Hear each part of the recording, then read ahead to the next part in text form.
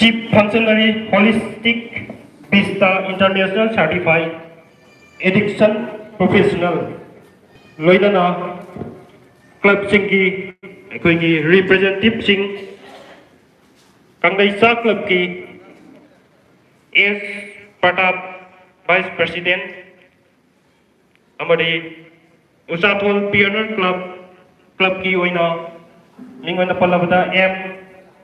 Prem Chandra President Amadi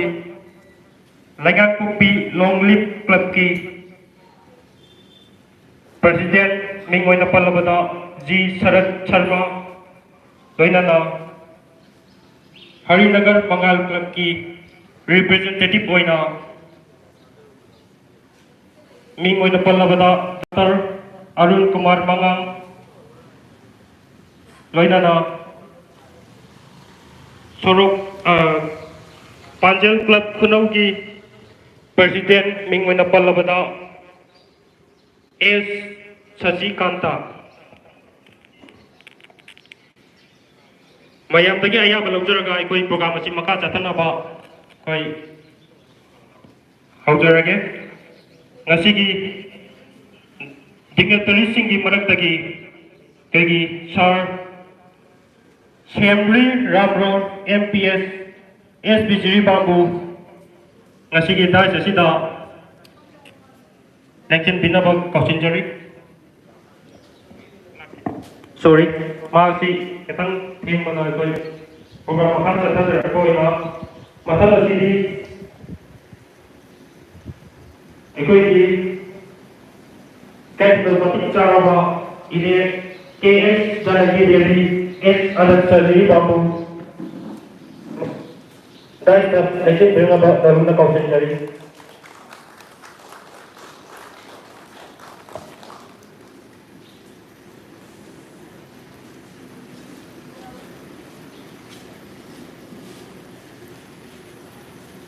Thank you. Madam City, Nasigi program Sigi resource person Winasu Lakiriba Ikai Kunda Mathematic Saraba Dr. Lalit Chapam Wajabusu Nasigi Dasha Lakin Dinaba Luna Kausinjari.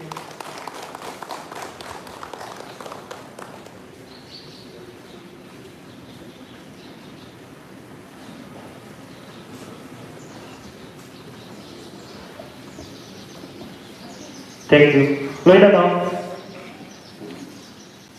Matala City, Equity, Tangariba, Club Singi, Representative Poina, Ahanada, Kangnaisa Club Ki, Vice President of the Pubiriba, Yamba, S. Pratapu, Dice the Legend Dinaba, Noluna Kausinjari.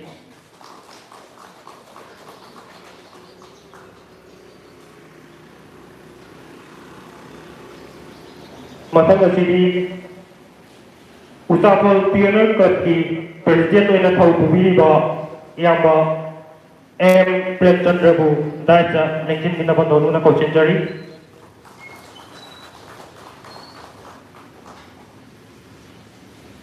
Matanga City Lagang Pupi Long Lip Club Ki President Oina Thau Pubiriba Yamba G. Sarat Sharma That's the legend in about Noluna Kausinjari.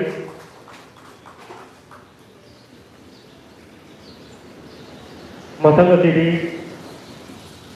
Mangal Club Harinagar Ki Advisor Waibiriba Wada Dr. Arun Kumar Mangangu. That's the legend in about Noluna Kausinjari.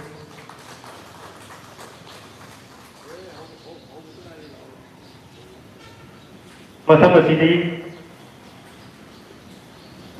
Panjal Club Kunaugi President Oina Thau Pubiriba Yamba S. Sasikanta That's the legend in about Noluna Kausinjari.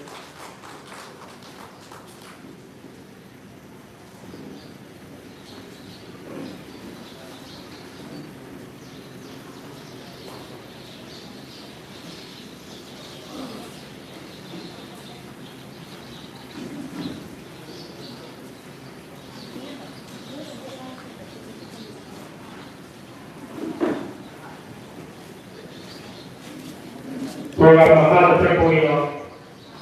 ngasigi tharamati da kagi dai challenge diri ba order sing mafam da samdaraba kodol pot tapi na bai namakta kagi sindan akal baching di marke lagi devi consider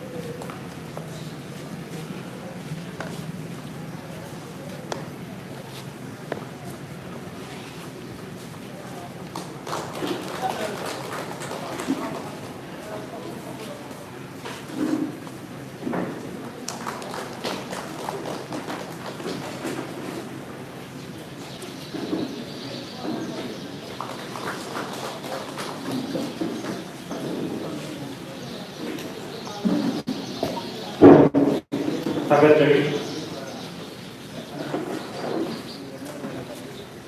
ngasigi program di makata trapoina ngasigi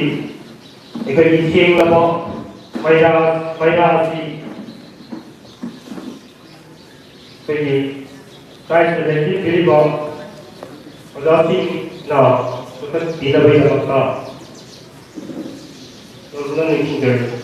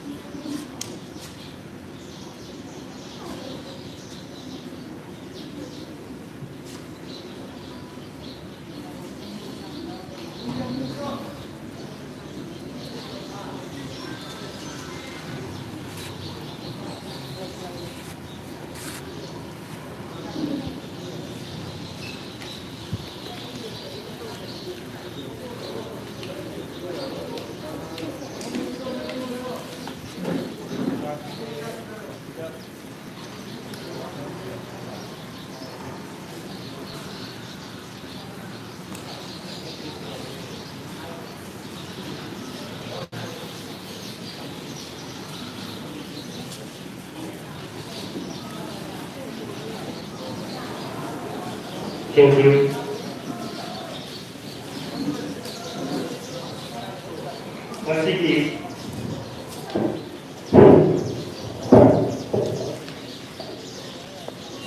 Ngasigi paramati makata trapoina welcome amadum keynote letest TV na bai tabata kagi yama and damen from Manipur nolung na consider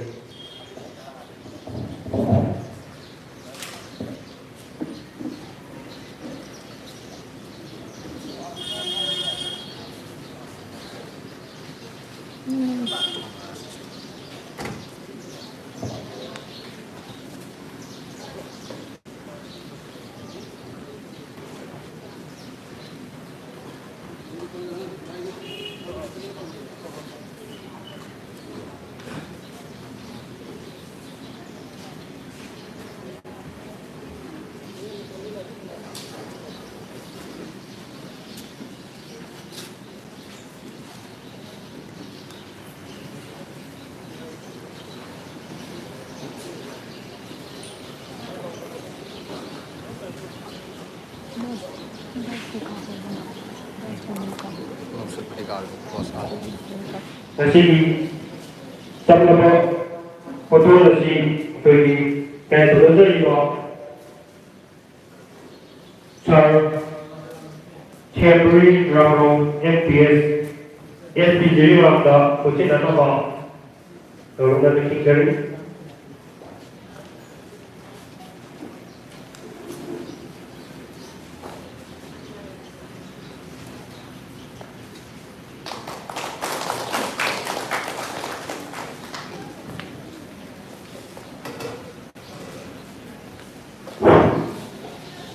program mesti bakal terus welcome address di Nabi Tabakta yang ba and Tabendra Niti Ibu Konstitusi.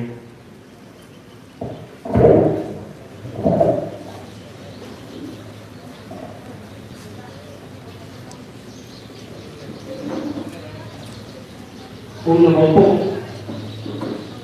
kasih kita masih bersedia lagi di bawah Jiribam district police sama di masih बहुत sincere का di tahun terakhir kita ini yang mau turun dari nasi pangkot dari bawah one day drug awareness program Jiribam district police sama di Jiribam dari bawah club nursing kembali di club nursing juga amat tak boleh pusing di daerah pangkot dari bawah orang masih baik setiap pilihan yang bina memutuhnya penjara kasu kasih orang masih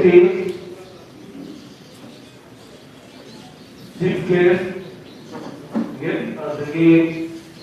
klub yang aku sudah klub saya kasih orang masih presiden lagi dia semua orang yang pemerintah mandiri berbaik untuk yang volunteer oleh para officer loyal hari ini yang baru berubah orang asida syarat yang begini hari ini napi bah dengan kopi gula thol usaha thol hari laga kulo amari tanggal ini laga singo faksin dari napi bah kuat kini kulo mampu ini sendiri laga singo sendiri laga para melukuk sebelum ini turun jadi tersedia bak kasih orang masih hingga lagi belum hingga lagi bak berarti problem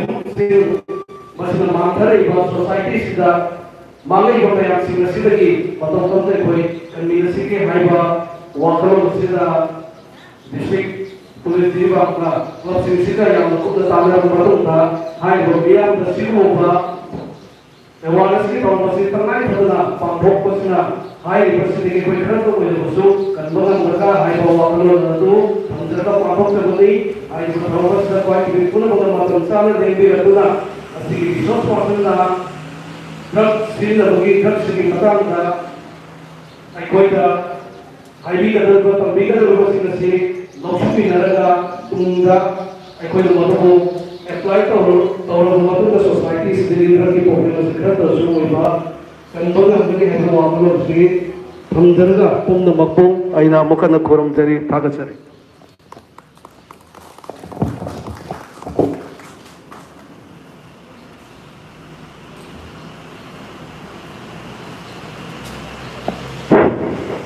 taga cari yang bang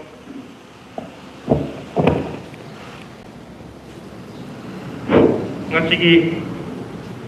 program masih maka tak terkoi na, ekoi ni ngasih thora masih resource person ini lagi ba, ikai kum dalam matik cara ba, oza Dr. Lalit Sapong, Chief Functionary, Holistic Vista International Certified Addiction Professional do ngasih informasi ke main lain na, wahai kerana kami nak bina hutan zon dan nexting jadi.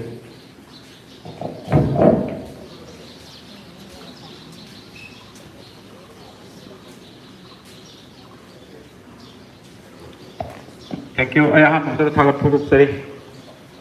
Ini wajib campaign itu boleh dilakukan I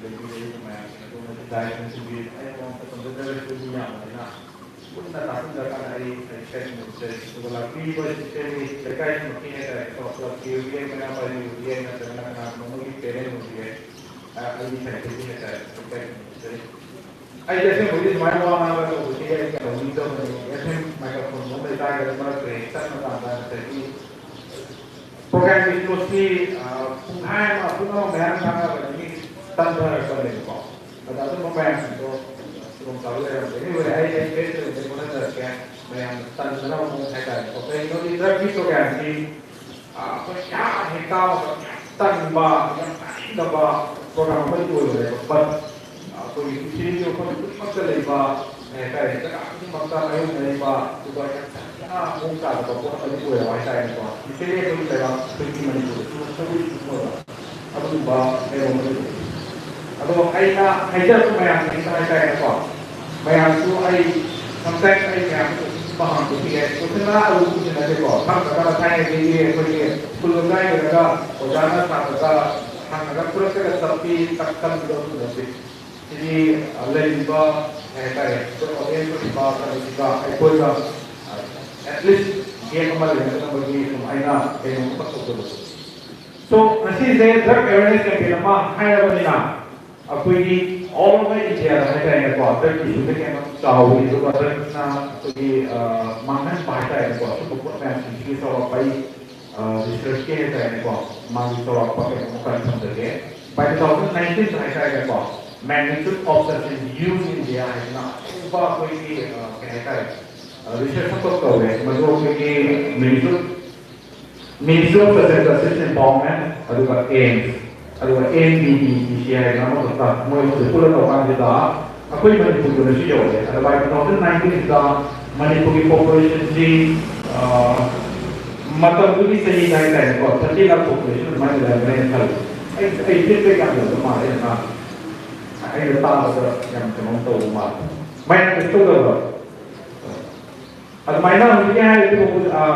research itu kata Manipur whole population ini, tapi population ini manusia 22.4% use ini. That means Manipur whole population ini baru pakai mungkin sangat hita ini kok. Ada tadi 15 do 7,50,000 saya. Nung bagi manusia masih use ini tapi use ini mungkin. Ada high 22.4% sih manusia amuk 3.5. ID ni masing kilo matanda lakh mga isang tarang bali se masing mo magi maro de use yaw de lay bagam do ni masing ne ado ta ga ko population size yam chaw population size na te ado yu thok gi mi no magi maro de yu thang de lay bagam do ni masing se lakh mga isang tarang bali sin de la ga ni am ta ni yam ba population ng ne dan si manung da ho injecting drug user hai na no magi yetun sin na ka ta ka pu no mi a sin se Sisi mi masih kita mau 34,344. Yang matra. Aden sini tu ada atau pa tomato drug bakal memang lagi pharmaceutical drug saya di Sumaina sumber jaga ada pharmaceutical irai dalam pangba. Anak apa yang berhil tu ada untuk apa tu pangba tablet itu dia injection itu dia. Adu mayang sini mayang sini dan lam sini nanti misal nanti cara. Adu mayang sini mana pas rakan Manipur ini nasi bau dah saya ikut mau mana any form of consent. Mana ada amali jauh dari hingga menjadi masing saya. Yang berepuna lantar terus memalpun cuy. Agar hari kami masing saya kamai kalau kan ga mage lagi normal normal isi itu kamai kalau kan ini hari sih masih ada apa pun tidak ada. Sekarang aku baik boleh je. Kamu kamu nanti you mesu macam kok begini. Matu musibah kan begini, masa musibah kan begini, lekai masih yang responsible begini, mau ini begini, menunggu kita itu kan, malah itu begini, masih mau orang hendak tanya kan harus jauh itu deh. Siapa pun tanya apa deh pak, but exactly itu pun tidak teh. Dah itu saya hanya teh kok. Nasi lagi segi undram martu di mamang saya tanya kok. Semuanya sih problem saya atau apa kan tidak pernah tanya deh. Dah itu tanya apa yang kita. Macam tu kita psychiatrist, doktor, scientist yang kita. Oh, you tahu rakan tak? You nak buat tahu rakan, nak nak kokain tahu rakan tak? Dan semakin yang lain mereka. Macam tu di ꯍꯧꯖꯤꯛꯀꯤ ꯂꯩꯔꯤꯕ ꯍꯥꯏꯔꯤꯕ chemical ꯃꯌꯥꯝꯁꯤꯡꯁꯦ ꯑꯗꯨꯛ ꯌꯥꯝꯅ ꯄꯥꯛ ꯁꯟꯅꯗꯤ ꯁꯤꯖꯤꯟꯅꯗꯦ ꯑꯗꯨꯕꯨ ꯁꯤꯗꯤ ꯁꯤꯖꯤꯟꯅꯔꯦ ꯑꯗ ꯃꯇꯝꯗꯨꯗꯅ ꯁ꯭ꯄꯦꯁꯤꯌꯦꯜꯂꯤ ꯑꯜꯀꯣꯍꯣꯂꯤꯖꯝꯒꯤ ꯄ꯭ꯔꯣꯕ꯭ꯂꯦꯝꯁꯤ ꯌꯥꯝ ꯂꯩ ꯑꯗ ꯑꯜꯀꯣꯍꯣꯂꯤꯖꯝꯒꯤ ꯄ꯭ꯔꯣꯕ꯭ꯂꯦꯝ ꯂꯩꯕꯁꯤꯗ ꯕꯥꯏ 1956ꯗ ꯌꯨ ꯊꯛꯑꯀꯥꯟꯗ ꯇꯣꯛꯐꯝꯗꯕ ꯃꯤ ꯃꯌꯥꯝꯁꯤꯡꯁꯦ ꯃꯁꯤ ꯂꯩꯅꯥ ꯑꯃꯅ ꯅꯥꯍꯟꯕꯅꯤ ꯍꯥꯏꯗꯅ ꯄꯨꯊꯣꯔꯛꯑꯦ ꯑꯗ ꯑꯜꯀꯣꯍꯣꯂꯤꯖꯝ 이제 illness ꯑꯗꯣ ꯑꯩꯈꯣꯏ ꯂꯩꯀꯥꯏꯗ ꯂꯩꯕ ꯄꯕ꯭ꯂꯤꯛꯇ ꯂꯩꯔꯤꯕ ꯃꯤ ꯃꯌꯥꯝꯁꯤꯡ ꯍꯥꯏꯔꯤꯕ ꯐꯤꯂꯝꯗꯨꯗ ꯀꯔꯤꯝ ꯈꯪꯗ꯭ꯔꯤꯕ ꯃꯤ ꯃꯌꯥꯝꯗꯤ ꯃꯥꯅ ꯌꯨ ꯊꯛꯑꯒ ꯉꯥꯎꯔꯤꯁꯦ ꯃꯥꯅ ꯌꯨ ꯊꯛꯑꯒ ꯐꯨꯔꯤꯁꯦ ꯃꯁꯤ ꯑꯜꯀꯣꯍꯣꯂꯤꯖꯝ ꯀꯧꯕ ꯂꯩꯅꯥ ꯑꯃꯅ ꯅꯥꯗꯅ ꯐꯨꯔꯤꯉꯩꯁꯦ ꯌꯥꯒꯗ꯭ꯔꯅꯦ ꯃꯁꯤ ꯄꯕ꯭ꯂꯤꯛꯅ ꯑꯦꯛꯁꯦꯞ ꯌꯥꯔꯤꯈꯩ ꯂꯩꯔꯒ ꯑꯦꯛꯁꯦꯞ ꯇꯧꯕ ꯄꯣꯠ ꯑꯃꯗꯤ ꯑꯣꯏꯗꯦ ꯑꯗꯨ ꯄꯨꯗꯤ ꯄꯨꯊꯣꯛꯈ꯭ꯔꯦ ꯑꯗ ꯍꯥꯏꯔꯤꯕ ꯄꯣꯠ ꯃꯌꯥꯝꯁꯤꯡꯁꯦ ꯁꯤꯒꯤ ꯁꯥꯏꯟꯇꯤꯐꯤꯛ ꯏꯕꯤꯗꯦꯟꯁ ꯕꯦꯁ ꯄ꯭ꯔꯨꯐ ꯃꯌꯥꯝ ꯑꯃ ꯂꯩꯈ꯭ꯔꯦꯕꯀꯣ ꯑꯗꯣ ꯍꯥꯏꯔꯤꯕ ꯃꯇꯝꯁꯤꯗ ꯂꯩꯔꯤꯕ ꯄꯣꯠꯁꯦ ꯁꯤꯁꯦ ꯍꯥꯏꯔꯤꯕ ꯑꯜꯀꯣꯍꯣꯂꯤꯖꯝꯒꯤ ꯄ꯭ꯔꯣꯕ꯭ꯂꯦꯝꯁꯦ ꯁꯤꯈꯛ ꯂꯩꯕ ꯍꯥꯏꯗꯤ ꯌꯥꯗꯦꯕ ꯃꯇꯝꯒꯤ ꯃꯇꯨꯡ ꯏꯟꯅ ꯗ꯭ꯔꯒꯁꯦ ꯌꯥꯝ ꯊꯣꯛꯂꯛꯑꯦ ꯑꯗꯣ 1970ꯁꯤꯒꯤ ꯑꯗꯥꯏꯗ ꯍꯤꯔꯣꯏꯟꯒꯤ ꯄ꯭ꯔꯣꯕ꯭ꯂꯦꯝ ꯀꯣꯀꯦꯟꯒꯤ ꯄ꯭ꯔꯣꯕ꯭ꯂꯦꯝ ꯑꯇꯣꯞ ꯑꯇꯣꯞꯄ ꯑꯩꯈꯣꯏꯒꯤ ꯑꯥꯏꯁ ꯗꯔꯀꯥꯔ ꯃꯌꯥꯝ ꯂꯩꯔꯤꯕ ꯁꯨꯝꯕ ꯗ꯭ꯔꯒ ꯃꯌꯥꯝꯁꯦ ꯇꯞ ꯇꯞ ꯊꯣꯛꯄ ꯍꯧꯔꯛꯑꯦ ꯑꯗꯨꯗ ꯉꯁꯥꯏꯒꯤ ꯑꯜꯀꯣꯍꯣꯂꯤꯖꯝ ꯈꯛꯇꯗ ꯐꯣꯀꯁ ꯇꯧꯕ ꯌꯥꯔꯛꯇ꯭ꯔꯕꯅꯤꯅ ꯑꯜꯀꯣꯍꯣꯂꯤꯖꯝꯗꯒꯤ ꯑꯦꯗꯤꯛꯁꯟ ꯍꯥꯏꯅ ꯑꯣꯜꯂꯛꯑꯦ ꯑꯦꯗꯤꯛꯁꯟ ꯏꯟ ꯗ ꯁꯦꯟꯁ ꯗꯦꯠ ꯂꯥꯏꯆꯨꯕ ꯍꯥꯏꯕꯅꯦ ꯑꯗ ꯑꯦꯗꯤꯛꯁꯟ ꯍꯥꯏꯁꯦ ꯃꯁꯤ ꯂꯩꯅꯥ ꯑꯃꯅꯤ ꯑꯣꯏꯅꯦꯕ ꯑꯗꯨꯃꯥꯏꯅ ꯇꯧꯗꯅ ꯁꯤꯒꯤ ꯄꯣꯠꯁꯤꯃ ꯂꯩꯔꯤꯁꯤꯅ ꯑꯩꯈꯣꯏꯒꯤ ꯁꯥꯏꯒꯤ ꯆꯥꯎꯔꯥꯛꯄ ꯍꯤꯁꯇ꯭ꯔꯤꯅꯤ ꯍꯥꯏꯔꯤꯕ ꯄꯣꯠ ꯃꯌꯥꯝꯁꯤꯁꯨ ꯁꯨꯃꯥꯏꯅ ꯂꯩ ꯍꯥꯏꯕꯅꯤ ꯑꯗꯣ ꯃꯌꯥꯝꯅ ꯏꯍꯥꯟ ꯍꯥꯟꯅ ꯁꯤꯗꯩꯗ ꯋꯥꯟꯗ꯭ꯔꯦ ꯗ꯭ꯔꯒ ꯑꯦꯋꯦꯔꯅꯦꯁ ꯄ꯭ꯔꯣꯒ꯭ꯔꯥꯝ ꯍꯥꯏꯗꯅ ꯁꯤꯒꯤ ꯄ꯭ꯔꯣꯒ꯭ꯔꯥꯝ ꯃꯅꯨꯡꯁꯤꯗ ꯌꯥꯎꯔꯤꯕ ꯗ꯭ꯔꯒ ꯍꯥꯏꯁꯦ ꯃꯌꯥꯝ ꯏꯍꯥꯟ ꯍꯥꯟꯅ ꯇꯥꯀꯥꯟꯗ ꯀꯃꯥꯏꯅ ꯗꯤꯐꯥꯏꯟ ꯇꯧꯕꯤꯒꯦ ꯗ꯭ꯔꯒ ꯍꯥꯏꯁꯦ ꯀꯩꯅꯣ ꯋꯥꯠ ꯏꯁ ꯗ꯭ꯔꯒ ꯗ꯭ꯔꯒ ꯍꯥꯏꯁꯦ ꯀꯃꯥꯏꯅ ꯗꯤꯐꯥꯏꯟ ꯇꯧꯒꯦ ꯁꯥꯏꯟꯁꯇ ꯐꯥꯔꯃꯥꯁꯤꯗꯅꯦ ꯆꯥꯎꯕ ꯗ꯭ꯔꯒ ꯍꯥꯎꯁ ꯍꯥꯏꯔꯀꯥꯟꯗ ꯐꯥꯔꯃꯥꯁꯤꯒꯤ ꯍꯤꯗꯥꯛ ꯃꯌꯥꯝ ꯌꯣꯟꯕꯁꯨ ꯊꯦꯡꯅꯔꯝꯒꯅꯦꯕ ꯑꯗꯨꯁꯨ ꯗ꯭ꯔꯒꯅꯦꯕ ꯁꯤꯗꯁꯨ ꯗ꯭ꯔꯒ ꯑꯃ ꯌꯥꯎꯋꯦꯕ ꯗ꯭ꯔꯒ ꯑꯅꯤꯒꯤ ꯈꯦꯠꯅꯕꯁꯦ ꯀꯩꯅꯣ ꯀꯩꯝ ꯈꯪꯕꯤꯕ꯭ꯔꯥ ꯑꯗꯨ ꯇꯥꯔꯒꯗꯤ ꯗ꯭ꯔꯒ ꯍꯥꯏꯁꯦ ꯑꯩꯈꯣꯏ ꯗꯤꯐꯥꯏꯟ ꯇꯧꯃꯤꯟꯅꯔꯁꯦꯕꯀꯣ ꯋꯥꯠ ꯏꯁ ꯗ꯭ꯔꯒ ꯗ꯭ꯔꯒ ꯍꯥꯏꯔꯒꯗꯤ ꯑꯦꯅꯤ ꯀꯦꯃꯤꯀꯦꯜ ꯑꯦꯅꯤ ꯁꯕꯁꯇꯦꯟꯁꯦꯁ ꯃꯤꯑꯣꯏꯕꯅ ꯀꯟꯖꯨꯝ ꯇꯧꯔꯕ ꯃꯇꯨꯡꯗ ꯃꯤꯑꯣꯏꯕꯒꯤ ꯃꯥꯏꯟ ꯃꯤꯑꯣꯏꯕꯒꯤ ꯃꯨꯗ ꯃꯤꯑꯣꯏꯕꯒꯤ ꯊꯣꯠꯁꯦ ꯃꯤꯑꯣꯏꯕꯒꯤ ꯄꯔꯁꯦꯞꯁꯟ ꯍꯥꯏꯗꯤ ꯀꯅꯥꯒꯨꯝꯕ ꯃꯤꯑꯣꯏ ꯑꯃꯅ ꯑꯩꯅ ꯉꯥꯡꯕꯁꯤꯗ ꯁꯣꯝꯒꯤ ꯃꯦꯗꯥꯝ ꯑꯩꯉꯣꯟꯗ ꯀꯩꯅꯣꯝ ꯍꯥꯏꯔꯛꯄ ꯃꯇꯝꯁꯤꯗ ꯑꯩꯅ ꯀꯩꯒꯨꯝꯕ ꯄꯣꯠ ꯑꯃ ꯂꯧꯁꯤꯟꯕꯗꯣ ꯑꯗꯣ ꯁꯝꯅ ꯍꯥꯏꯔꯒ ꯑꯩꯈꯣꯏ ꯁꯣꯝ ꯅꯥꯀꯟꯗ ꯋꯥꯔꯤ ꯑꯩ ꯁꯨꯝ ꯌꯥꯝ ꯀꯟꯅ ꯂꯥꯏꯔꯤꯛ ꯍꯩꯕ ꯍꯩꯇꯕꯒꯤ ꯋꯥꯐꯝ ꯅꯠꯇꯦ ꯁꯨꯝ ꯈꯪꯕꯁꯨ ꯌꯥꯎꯔꯝꯒꯅꯤ ꯈꯪꯗꯕꯁꯨ ꯌꯥꯎꯔꯝꯒꯅꯤ ꯀꯅꯥꯒꯨꯝꯕ ꯏꯂꯤꯇ꯭ꯔꯦꯠ ꯑꯣꯏꯕꯁꯨ ꯌꯥꯎꯏ ꯂꯤꯇ꯭ꯔꯦꯠ ꯑꯣꯏꯕꯁꯨ ꯌꯥꯎꯏ ꯑꯗꯨꯅ ꯑꯩ ꯁꯨꯝ ꯈꯔ ꯑꯦꯂꯥꯕꯣꯔꯦꯠ ꯇꯧꯖꯕ ꯃꯌꯥꯝ ꯋꯥꯔꯧꯕꯤꯌꯨꯀꯣ ꯑꯗꯨꯃꯥꯏꯅ ꯃꯤ ꯑꯃꯅ ꯀꯩꯒꯨꯝꯕ ꯄꯣꯠ ꯑꯃ ꯍꯥꯏꯔꯛꯄ ꯃꯇꯝꯗ ꯃꯤ ꯑꯃꯅ ꯂꯧꯁꯤꯟꯕꯒꯤ ꯃꯑꯣꯡꯁꯦ ꯁꯤꯁꯤꯁꯨ ꯑꯩꯈꯣꯏꯅ ꯄꯔꯁꯦꯞꯁꯟ ꯍꯥꯏꯌꯦꯕ ꯁꯨꯝꯕ ꯄꯣꯠ ꯃꯌꯥꯝꯁꯤꯡꯁꯦ ꯇꯣꯇꯜꯂꯤ ꯗꯤꯁꯇꯣꯔꯁꯟ ꯇꯧꯔꯀꯥꯟꯗ ꯃꯤꯑꯣꯏꯕꯒꯤ ꯂꯩꯔꯤꯕ ꯅꯣꯔꯃꯦꯜ ꯑꯣꯏꯕ ꯄꯣꯠ ꯃꯌꯥꯝꯁꯤꯡꯁꯦ ꯑꯇꯣꯞꯄ ꯖꯒꯥ ꯑꯃꯗ ꯇꯥꯎꯟꯅꯒ ꯊꯝꯕ ꯉꯝꯕ ꯀꯦꯃꯤꯀꯦꯜ ꯃꯌꯥꯝꯁꯤꯡꯗꯣ ꯑꯗꯨꯒꯤ ꯄꯣꯠꯇꯨꯕꯨ ꯑꯩꯈꯣꯏꯅ ꯗ꯭ꯔꯒ ꯍꯥꯏꯅ ꯀꯧꯋꯦ No matter what happen, like say, drug natana, drug ki magi purpose ko panataba, atopa purpose amata ko pa, adu mui bana, la season na raw matunda ko drug ko ki bus lay ko. Sana kana ko ki stationary da muthat na ba na ko ira se na yo le na. Ira se sai ba pot muthat na ba si drug ko na mi si na ni sa ka na ba ko to ko di koi de ba. But mi me a ni na la season na ba ki drug ko ni season na ba ki pot drug ko ko kare ba. Some money ko sa petrol ay men seri hay pa petrol su kana mil kana di manam je tan sin kakanga ni sound sin no siawi drain drain si pot na ma ku do pani drain drain ai je mi ro ta ko jing na la sin na kana da ko ni sin na le adumai to kana hay yo pot me an je sa sa la ka thak la kana mi ro ki mind mood thought perception me an ku tu ga ko ma ko du ko na drug hay ni define to adu ta ga di sign ta kita mo what our own luck again. I can look at time in a world view. Kara Tamina Deva, I do not allow with a day, not company. We will see said again. I want the post of finding the Sumba Pro, Kalay, campaign of Toja. About G. Aina Nashi, like say, 2007 day, I'm done ramen, 2007 day, Nashi 2025, say Taraka, Tamyame. ಅದು ಮತ್ತೊಂದು ಲಾಭಕ್ಕೂ drug ಮಡಿಲಿಲ್ಲ ಆಯ್ತಾ ಲಾಭ ಕೊಡಂ ಹೋಗಿ ಅದು ಮತ್ತೊಂದು level ಇದು ಹೌದಕ್ಕೆ ಇದೆ ಹೋಗುತ್ತೆ ಅದು ಹಾಗೆ ಇದು ಹೋಗಿದೆ ಏನು ಹೋಗುತ್ತೆ ಅಂತ ತಗೊಳ್ಳೋದು ಎನಿವೇ ಹೌದಕ್ಕೆ ಹೇಳ್ಕೊಡ್ತೀನಿ ಅದು ಮೈನಾ ಥೇಂಗರಿಗೆ ಸಿಗಿ ತಿಳಿದ ಮೈನಾ ಏನು ತೋರಿಸಿದ್ರೆ ಸೈ ಕುಂದ ಮಾತ್ರ ಸುರೇ ಸೈ 22 ತಗೊಳ್ತಾರೆ ಅದು ಸುಮೈನಾ ಸುಮ್ ತಗೊಳ್ಬಿಟ್ಟು ಅತೋಪ ಮತ್ತೊಂದು ಜಿ ಕದನ ಅಥವಾ ತಮ್ಮ ತಮಿಳು ಸತ್ಯ ಯಾವ ಯುಕ್ರುಲ್ ಸತ್ಯ ಯಾವ ಅದು ಹೌದಕ್ಕೆ Irang Jinama Merkaka Kuna program Tony, Hanta to Hulu the Budi Lake. Other issue like Father Machine, ใส่ที่ไอ้แค่เหตุใดจะกล่าวว่าบริบทที่ก็ลากันสมัยนั้นก็ไอ้นั่นก็เป็นเมื่อกี้สมัยนั้นก็เกี่ยวกับสมัยปีนั้นเมื่อกี้เหตุใดก็ไอ้คนเจอเราก็นู่นเลยก็เสียตัวมันเลยตัวเราที่อยู่เสียชีวิตไอ้ตัวที่ออกซิเจนที่กินไปทำให้ทุกคนเหตุใดสมัยนั้นเราจะให้กับโพสต์เลยอะตัวให้กับโพสต์มีมันนี่นะสักขนาดมังงะสามหุ่นนะว่ามาตั้งแต่มวยมังงะจะสามหุ่นมาตั้งแต่มวยหุ่นมันดีเอริกวยหุ่นเด็กโพสต์มวยอันนี้มันเอริกวยที่ดิฉันเคยเห็นเลยแม่มองโทษกันเลยน้ำมันก็แม่จริงนะกันทั้งนี้นะพอจับกันว่าแม่จริงๆก็สิมาตุ้มก่อนมึงชิงนั่นลูกนะซาโตกันมาซาแต่ที่ไหนก็อยากนั่นนั่นจะที่คนแบบตุ้มแบบมันมาชุดมาตุ้มเดียวแต่ไม่ไหวไอ้มวยที่มันจะโตแต่ทำไมนะรักเสียทำไมนะอันนี้เลยพวกเลยอะตัวManipur dah mesti kuat top mos hai tak ni kuat legal dah kita kalau mana lagi hai kat you dah lagi kuat ada you se apa yang culture ka sabun ada lampa adu ki mathak ta mu saka license feel ga don me apa tu ba pot mathak koi bani na you hai se compare to hero number 4 you na ke na ta na kan badong taw mo na phone ka pe so ni you ba you ma me ni you ta oi ada you hai se as very huge problem le ba Addiction ni orang berani koi kena. Saya mahu nak orang menjadi persen 1956 dah. Alcoholism is an illness na lain ni ba. Adu bu hai ba pot memang sih. Saya matang tam lakukan surveillance ni ada di sini. Addiction is a disease na lain ni. Anak apa na you hai apa saya yang nak kanbi gano apa yang nasi bawa treatment tu pada kuai dengan treatment ni wah kuai dengan sigan ba kuai dengan crime tu saya you nak well. Karena orang Yuna problem orang penumpang atau penumpang mah, masih posisi mah adum aku itu doktor saya jauh beli adum sudah nama ke experience tu bila kena nanti tahu you ke problem lain apa nu mungkin mana tu you thadok payah apa mioi hai tak nak kuah hai ba mioi mana sih apa nung siri ni mah you Tuhan ingin hai kan apa na pajan dan punjan dan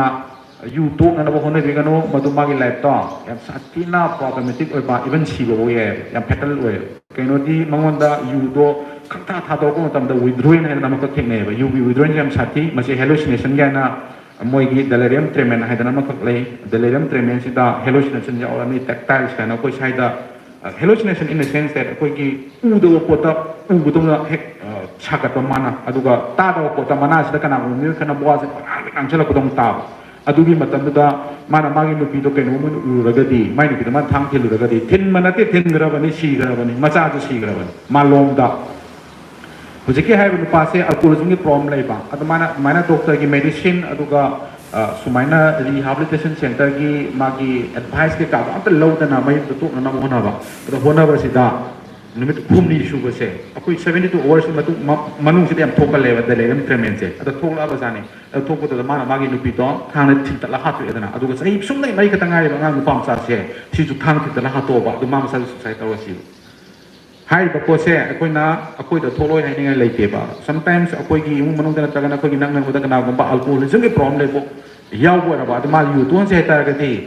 always ako na doctor ki advice logi ka dong ni aduga magi medicine map sa ga tha kan da mati medicine ki treatment yaw da sha ma ya de ko ana hai ko se to bi ka dong ne adu mai to da use ko ni yang na khan bi ka no bi tri bi de available oi di drug man sin sa si ji ki man da kwai de ka li ra ba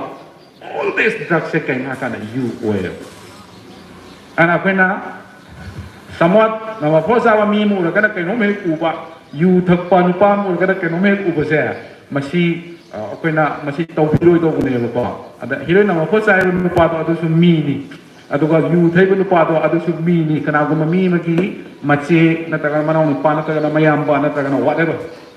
magi related sama orang kan you tu lupa tu same thing sama ni ada mak ni ada mana aku nak misal apa saya kata aku rasa biru no ini so hasil itu ni usi lain bawa apa dah hero nama apa saya tu ni lain bayam lain apa lain in the sense that yang lain hai benda tu ko ani do compare tong lawa matam ta mati naha su khara wai ni aduga masha phagat se yam tu ne ba adu yu thala ka di when 50 gi matung da yang khai gi matung da 40 ba tang la ka ne ba para pat la kan da pat pai je pat tu ni diabetes of silang gani sugar ta kai wan silang gani to adu tu na mi se witwen matam sta ma mati chi chen ni mayung han chen ni ayam phibam ta da jane da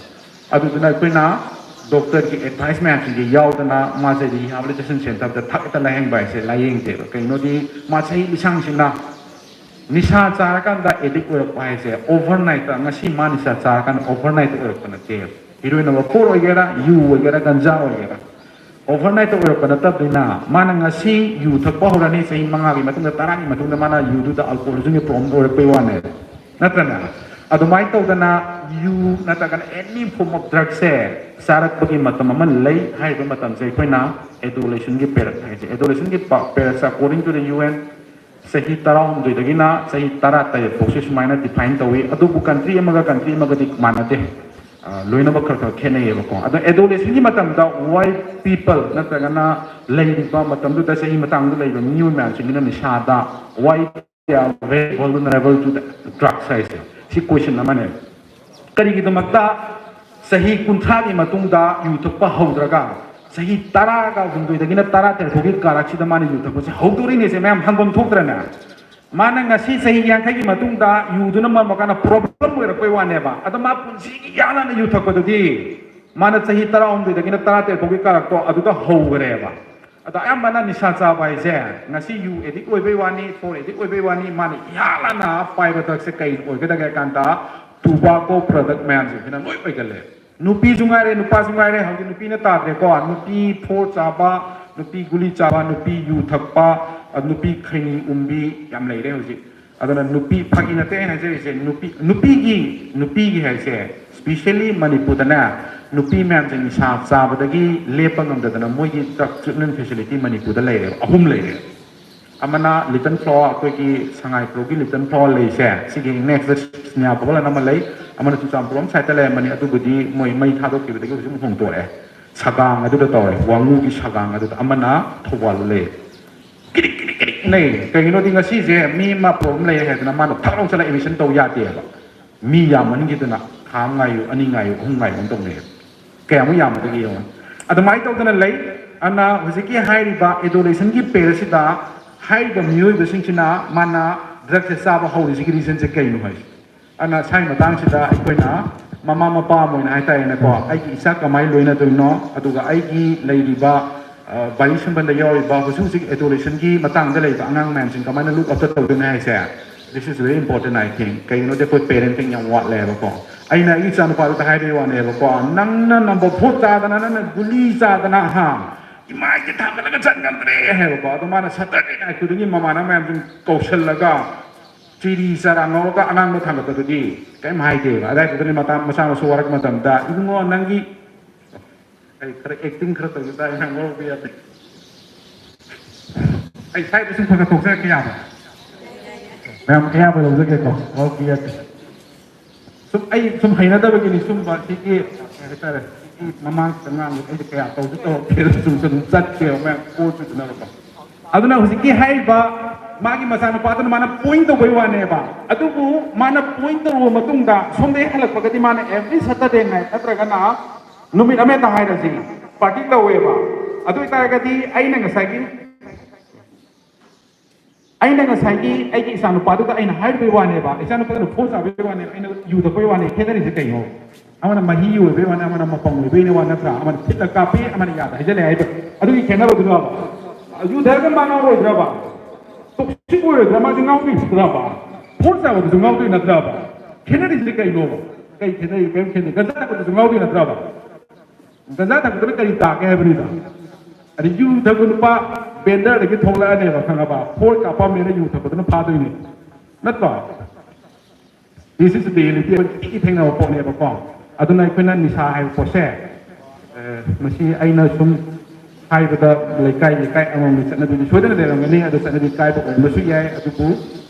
sum Manipur gi ri ni tai ne theng ra po na ju sum che to ge me wa bi da wa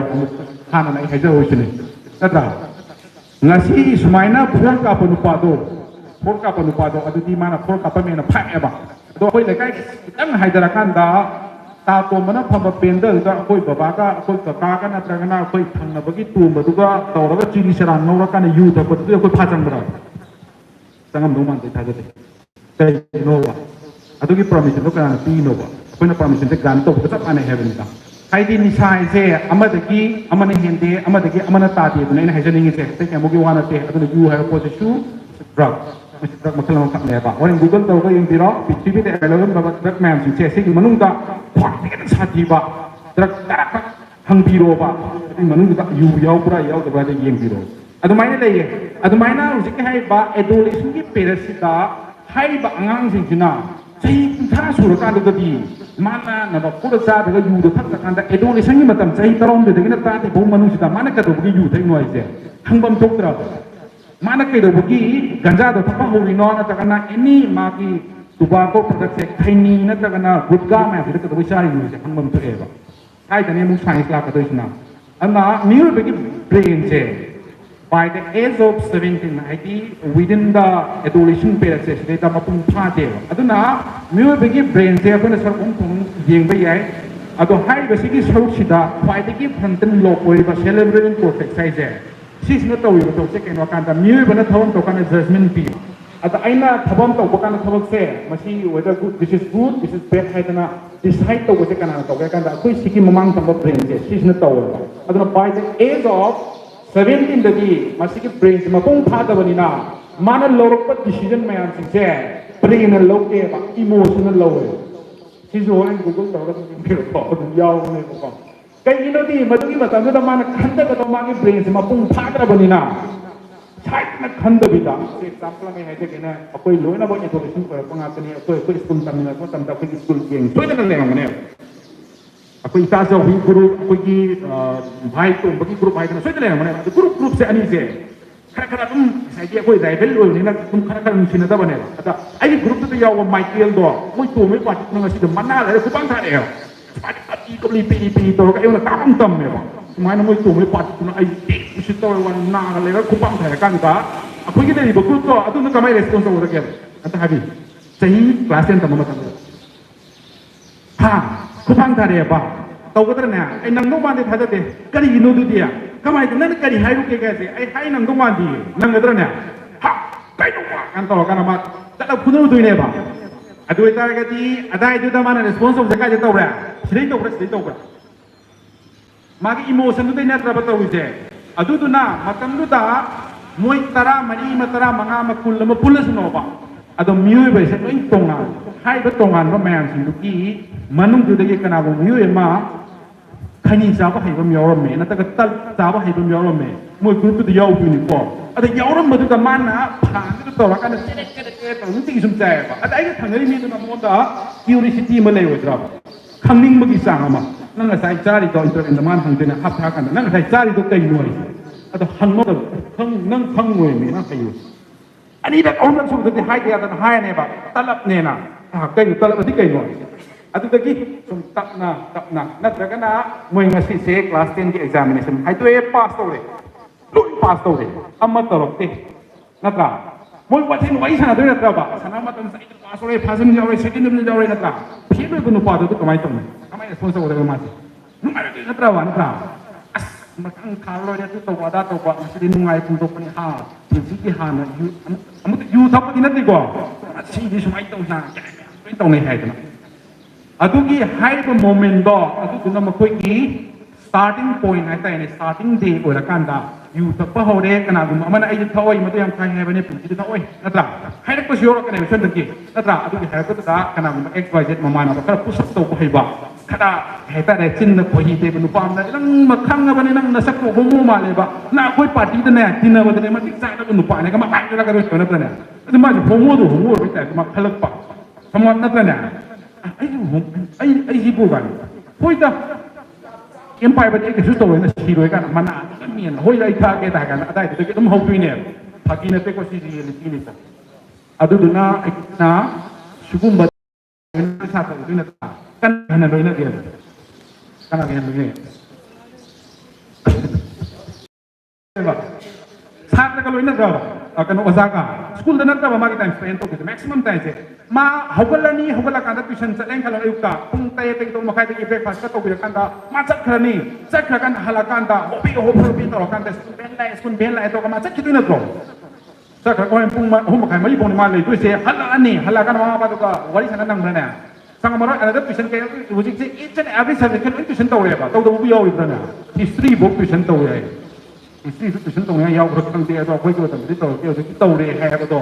ꯑꯗꯣ tuition ꯇꯧꯔꯅꯤ ꯍꯜꯂꯛꯑꯅꯤ ꯂꯥꯏꯔꯤꯛ ꯇꯣꯛꯅ ꯍꯜꯂꯛꯑꯅꯤ ꯃꯥꯒꯤ ꯐꯣꯟꯗꯣ ꯄꯥꯏꯐꯝ ꯊꯣꯛꯄ ꯉꯥꯏꯍꯥꯛ ꯄꯥꯏꯕ ꯇꯤꯚꯤ ꯉꯥꯏꯍꯥꯛ ꯌꯦꯡꯐꯝ ꯊꯣꯛꯄ ꯌꯦꯡꯕ ꯒꯦꯝ ꯁꯥꯟꯅꯐꯝ ꯊꯣꯛꯄ ꯉꯥꯏꯍꯥꯛ ꯁꯥꯟꯅ ꯃꯃꯥ ꯃꯄꯥꯗꯨꯒ ꯃꯇꯝ ꯐꯪꯉꯤꯕ꯭ꯔꯥ ꯍꯥꯏꯕ ꯐꯪꯗꯦ ꯅꯠꯇ꯭ꯔꯥ ꯐꯪꯕꯗꯤ ꯌꯥꯏ ꯐꯪꯍꯟꯒꯦꯁꯨ ꯌꯥꯏ ꯅꯠꯇ꯭ꯔꯅꯦ ꯃꯗꯨ ꯃꯃꯥ ꯃꯄꯥꯗꯨ ꯅꯨꯡꯁꯤꯅꯦ ꯃꯃꯥ ꯃꯄꯥꯗꯨꯁꯨ ꯑꯌꯥꯝꯕꯅ ꯈꯪꯗꯦ ꯈꯔ ꯀꯣꯝꯕꯁꯨ ꯑꯗꯨꯝ ꯄꯥꯝꯕ ꯃꯥꯟꯕ ꯌꯥꯎꯋꯦ ꯑꯗꯨꯝ ꯌꯥꯎꯋꯦ ꯀꯩꯅꯣꯗꯤ ꯃꯆꯥꯗꯨꯅ ꯄꯤꯕ ꯑꯉꯥꯡ ꯃꯔꯣꯟ ꯊꯣꯛꯇ꯭ꯔꯤꯕ ꯑꯉꯥꯡꯗꯨꯅ ꯀꯩꯒꯨꯝꯕ ꯄꯣꯠ ꯑꯃꯗ ꯑꯦꯡꯒꯦꯖ ꯇꯧꯔꯒ ꯁꯥꯟꯅꯖꯗꯧꯗꯣ ꯑꯗꯨ ꯅꯠꯇꯕꯤꯗ ꯑꯉꯥꯡꯗꯣ ꯈꯔ ꯀꯞꯄꯦ ꯍꯥꯏꯗꯅ ꯍꯧꯖꯤꯛ ꯑꯉꯥꯡꯁꯤꯗꯤ ꯐꯣꯟ ꯄꯥꯏꯕꯁꯦ ꯂꯣꯏ ꯍꯩꯔꯦꯗꯅ ꯐꯣꯟꯗꯣ ꯊꯛ ꯁꯪꯉꯀꯥꯟꯗ ꯔꯤꯜ ꯌꯦꯡ ꯍꯥꯏꯔꯒ ꯑꯉꯥꯡꯗꯣ ꯔꯤꯜꯗꯨ ꯌꯧꯔꯛꯀꯦꯁꯦ ꯑꯩꯈꯣꯏꯅ ꯈꯪꯗꯦꯕ ꯅꯠꯇ꯭ꯔꯅꯦ ꯔꯤꯜꯗꯨꯗ ꯑꯩꯈꯣꯏꯅ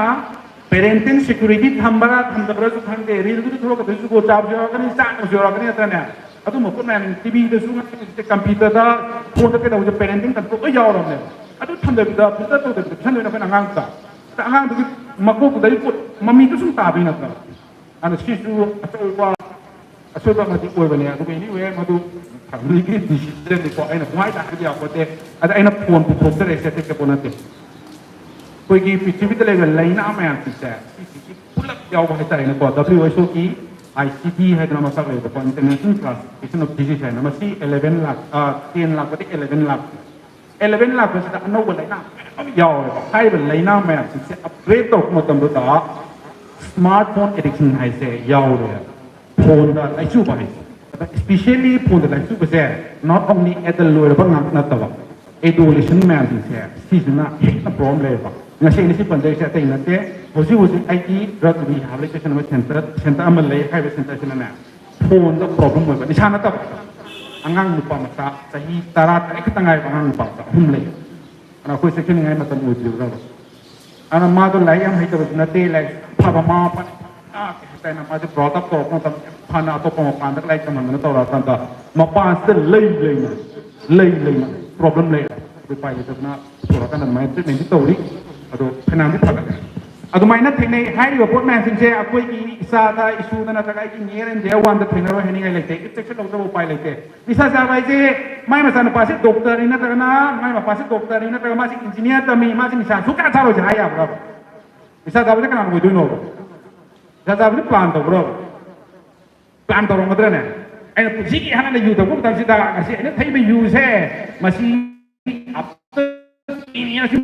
ꯁꯤꯛꯁ ꯍꯥꯏꯒꯤ ꯃꯇꯨꯡꯗ ꯑꯩꯁꯦ ꯑꯄꯥꯛꯄ ꯌꯨꯉꯥꯎꯕ ꯗ꯭ꯔꯦꯟꯗꯒ ꯇꯥꯊꯣꯛꯑꯒ ꯂꯩꯕ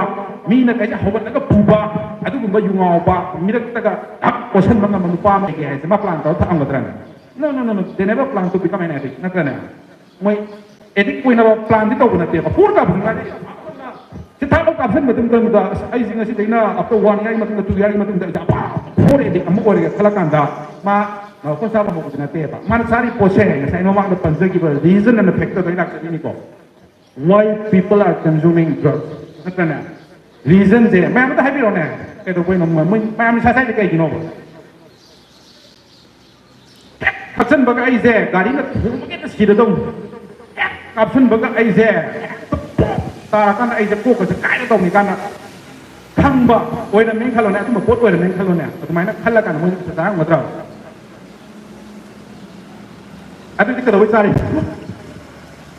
ꯅꯤꯁꯥ ꯆꯥꯕꯒꯤ ꯃꯔꯝꯁꯦ ꯀꯩꯅꯣꯕ ꯅꯤꯁꯥ ꯃꯃꯥꯡꯗ ꯍꯥꯏꯖꯒꯦ ꯅꯤꯁꯥ ꯆꯥꯕ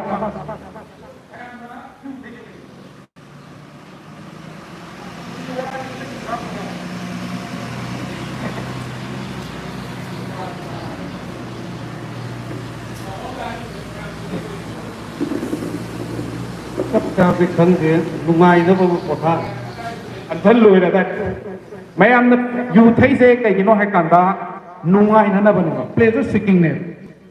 ꯅꯠꯇ꯭ꯔꯅꯦ ꯑꯗꯨ ꯅꯠꯇꯕ ꯉꯁꯥꯏ ꯑꯩꯅ ꯍꯥꯏꯖꯈꯤꯕꯗꯣ ꯑꯩ ꯊꯛꯆꯟꯕꯒ ꯀꯣꯛ ꯀꯥꯏꯔꯅꯤ ꯊꯛꯆꯟꯕꯒ ꯋꯥꯟꯗꯔ ꯁꯤꯔꯅꯤ ꯊꯛꯆꯟꯕꯒ ꯑꯩꯁꯦ ꯒꯥꯔꯤ ꯃꯃꯥꯡꯗ ꯑꯦꯛꯁꯤꯗꯦꯟ ꯇꯧꯔ ꯁꯤꯔꯅꯤ ꯍꯥꯏꯔꯒꯕꯨ ꯌꯨ ꯊꯛꯀꯗ꯭ꯔꯅꯦ ꯊꯛꯑꯣꯏꯕ ꯀꯩꯒꯤꯅꯣ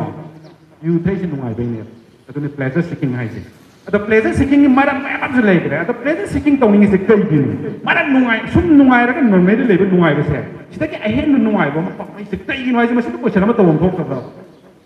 ꯊꯣꯛꯇꯦ ꯃꯌꯥꯝ ꯍꯥꯏꯕꯤꯌꯨꯅꯦ ꯊꯣꯛꯏ ꯅꯠꯇ꯭ꯔꯥ ꯑꯗꯨ ꯑꯣꯏꯇꯥꯔꯗꯤ ꯐꯦꯛꯇꯔ ꯍꯥꯏꯕ ꯑꯃ ꯂꯩꯕꯅꯦ ꯃꯥꯒꯤ ꯃꯀꯣꯛꯇ ꯌꯨ ꯊꯛꯅꯤꯡꯉꯛꯇꯕꯒꯤ ꯅꯠꯇ꯭ꯔꯒꯅ ꯌꯨꯁꯦ ꯊꯛꯑꯒ ꯅꯨꯡꯉꯥꯏꯔꯦ ꯍꯥꯏꯕ ꯄꯣꯠꯁꯦ ꯁꯤꯒꯤ ꯂꯥꯛꯅꯕꯒꯤ ꯐꯦꯛꯇꯔꯁꯦ ꯑꯃꯨꯛ ꯑꯩꯈꯣꯏꯅ ꯃꯈꯜ 2 3 ꯌꯦꯡꯕ ꯌꯥꯏ ꯑꯃꯅ bio genetic factor This is very important biogenetic factor hai si kaino hai kanda kana ko magi blood relation da magi mapa magi mama se sina addiction ki problem lai rawa adu ta according to the science magi descendant sada no da se then sa sa pa ya bi possibility se according to the science nimpu da bina hum ko le 40 to 60%. We have to be very careful. Ana akoy na ay isa da si lay na say bisu ya giro have nita madam may am lay then amuk su mo si hek makata ko dong ani su mo mental disorder kana gumba XYZ family da kitang makok ki problem lay ba tay na madu ngaw lay ba na ta ba anxiety will be depression will be bipolar will be aduga anxiety any some sort of anxiety mental disorder ay tay na ko adum lay ba yaw family da adugumba lay ta ga di hai ba mi ma sin che shishu nisada edit pe ya ba possibility lay ai lay de ko hodi ku pai de hodi then amana muk environmental factor this is very major factor environmental factor nisha sa bu pa na ta bu pi mai ze maram makakana sunna gi maram makakana ma si nisha sa bu oil ba nisha sa bu mi mo ba se mangon da multiple factor lay ni ana sigi mama mapa na edit koire magi macha to suidina sa cha ni have de le sama da sama na te ba sama gi manung do kumpu da na ani pu da gi no pu go have na ta adu ta di 40 ma di masa to su ya re ba adu ni adai matang du da ikoi na magi le environment se automatic protected koi ba environment ma koi pi ba ma ba adu ta ga di sa ra ro ba ada hai ba ko to su le ba su gi magi le environment do adu ina mong ta ba yam chaotic koi ba sa ba myam ma ta ngai ba adagi ayun mga tanangay rawa adu tagadi environment in duga sai ki magi biogenetic factor ani to smana meeting ko ra mene ba si bu hek ra ba adu di sama gi manung ka lap taram sa ta tang wale to pa so in jara ne si gi posima ana nisa cha ba hai je apena thap ka na point to ka na mana ngang ba do ata kana ikai han ba do na ta kana ma je khawa daga hapu ka da lai dai ne ko adu ko maduna ka do po ti koi ki hai adu sunan ng kayo mang conservative alcoholism is a illness na nakre 70 ada iti amu addiction is a disease na mula din ada mai tong kana mi bana iti ko ro pati magi tawlo ka pot amamu lay adu haya kan ay lusion da mayam su wawa manare ay di mayam je may waro bi dia ta hogot pi akan hogot ana hogot pi na ya ai sum ek ama to ke ma wol wi ade ko ma halla ma jaw ni hamdan digre yara ya halla ma jaw ni ma sum ek ma sang to den to ne ko pham ma to bu dia ne ta to gum si lo se la ti am chang lo ya ro ni ko ado ko mi ba ha mi ba se si na hek pok lo pok ai ko ni assistant na ri ba gari thong na ri ba chak cha na ri ba de kin ko imana ba su imana ti nei ba mam si che si ja loi na khai da pok lo pro loi na ba khai da ko pok lo pro no khai da ko pok lo ke ba ko ki body si na create to tu ni ado ba to pa ana le ba mam si na ko ta bi to ni ne ba angang ko kan da ko ki matang ni chaw ra kan da ko chaw ma hai na ma to dra na chaw ba si da ko angang da ta bi ni se kai no nam maleng ni cinta ke saba ya re hai na mo da cindam dori ni ba natra ba adumai tau kana hai ga miui ba sina hing ba matam da suksu isu da sang da ya da ba adugumba natural addiction natra kana natural activities hai na pot da miui ba sina yaw da hai pot se hai ba pot se yaw da hing ba ngam de na hai ba pot man sin se miui ba sina tau ba matam da miui ba sina ngai ba phau ya ya ko ma hai ba pot man sin se si ni hai da ki man le ane ma wa sam na kan da koi ki Jiribam district ke tai ne ko koi police station ni kwai ki chaw ba ma ki hera ki du na tu ni na koi bi de ta sa SP le bi de ek next stop matang koi certificate hoi ke hoi ma on le bi smai tong na ko si ki hai ba awan ngai ba hai tai na koi mioi bi ki natural addiction se si ki su hera ki ma le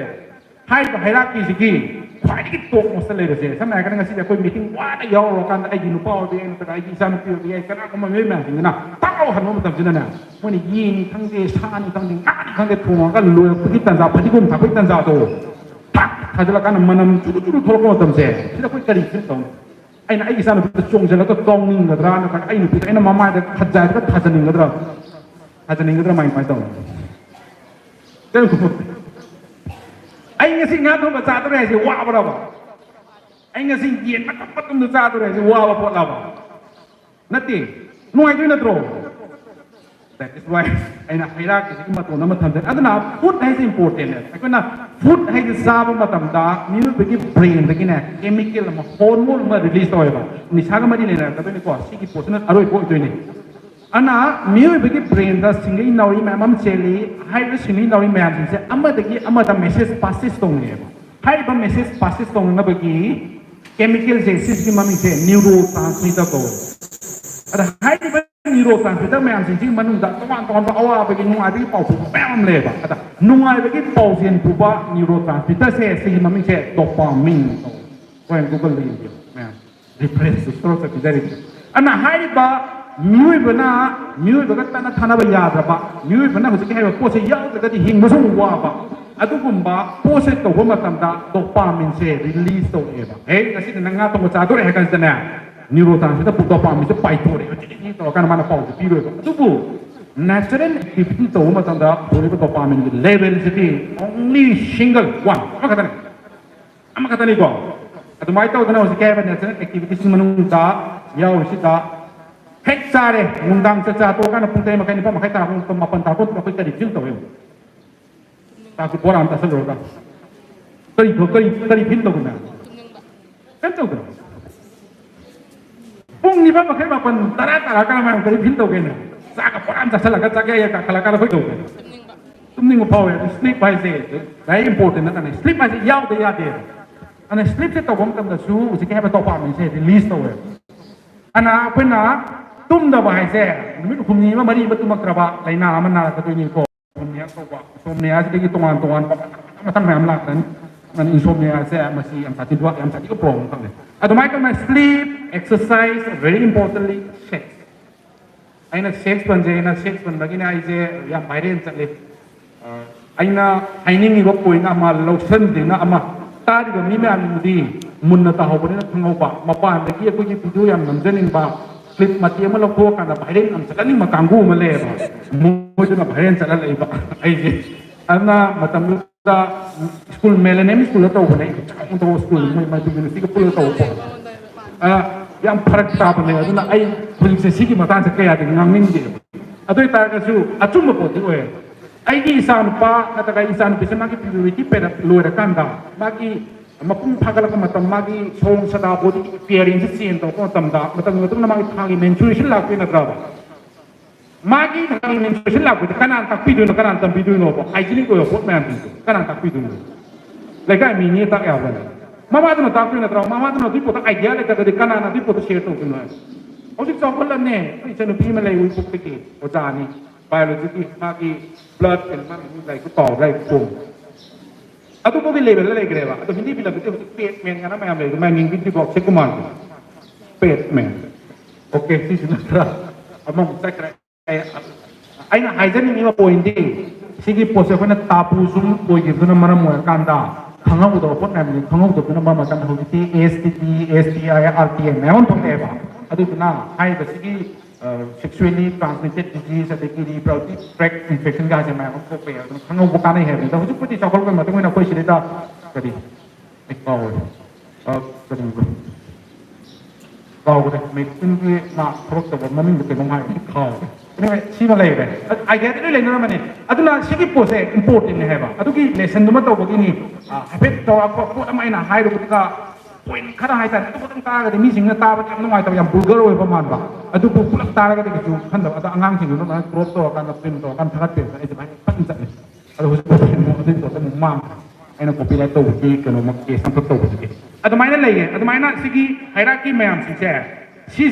lagi adu ka hai ba natural activities man ji sum taw ra ka nungai ne sum lai ke hai ra ka ai khoi na nakal lo ma ke phok hai jo ka na yu phok tu sin kai ji no phok ka pu tu sin kai ji no then ganja phok tu sin kai ko chana ma thok ra ba o ho da food ai na sosti puja numit tu da sak kon sa ki hai na ani yu wan daw ji ki sin kai no ba sak sa ba tu sum ngai ba to ye atu ta ga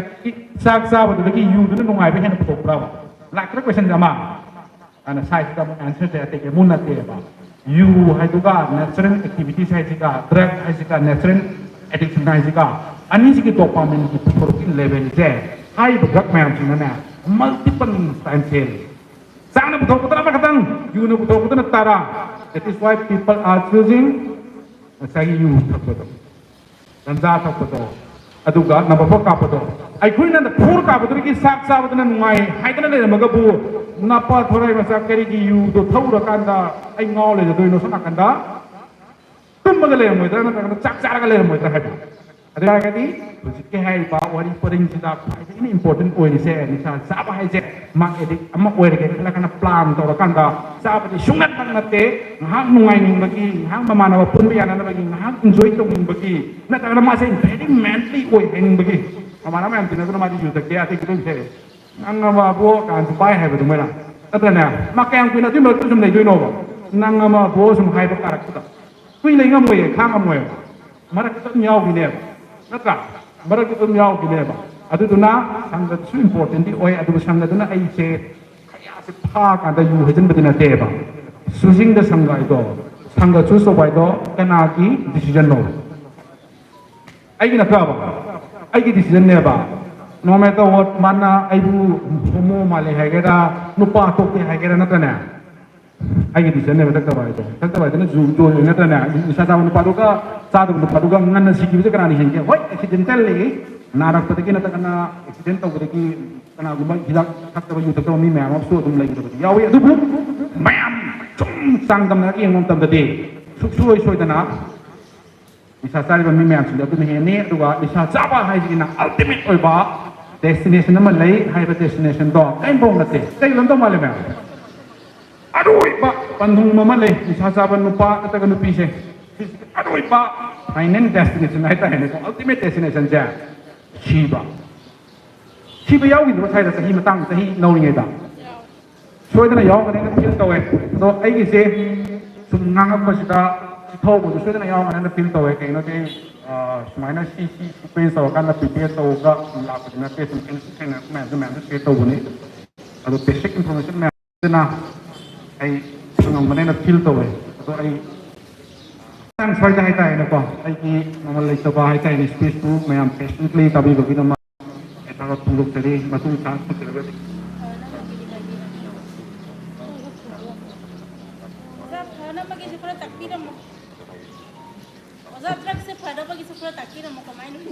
okay thank you ma'am na do ya lo tibi ni matiap ka sumda ke especially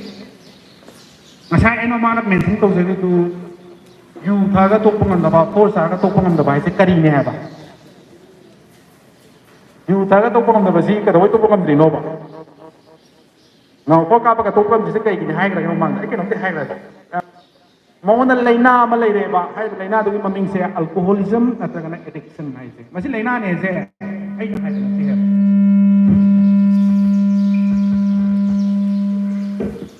doctor mayam researcher mayam puthokra ba dela kasi tagi yam na 1950 ga 60 ado ai koina ngasai mamang na panjagi ba do ma doctor ni ma di ni sa su sa jaroi hai do akoi da doctor ahum treatment do doctor ahum general san ga ma yauri aduga public health center ga ma yauri aduga amana sandel ragi doctor ahum bsf ki command na ma police ki diam le hobe